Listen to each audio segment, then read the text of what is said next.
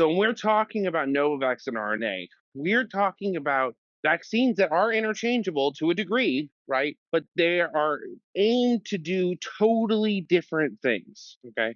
RNA was never supposed to stop transmission. It was never intended to stop the virus. It was always supposed to mitigate the harshest outcomes of an acute infection and basically turn COVID into a cold. That was their goal. And by cold, they mean something that you can get without having to worry about the long-term ramifications. Now, the problem with this is that we set those wheels into motion before we knew as much as we did about COVID. Now we know that even a low symptomatic, whatever your asymptomatic infection can still lead to long COVID. It's still causing vast amount of damage. And we do talk a lot on the show about how that works through syncytial formation and through all these other down regulation or up regulation, depending on if it's good or bad. The good things go down and the bad things go up is kind of generally the vibe. It gets really bad. A little different for everybody, but it's pretty terrible. And so with Novavax, they were part of Operation Warp Speed. They were the only company that made it through phase 2 and 3 trials that had the goal of stopping infection. So all these other vaccines, there were like 60 of them,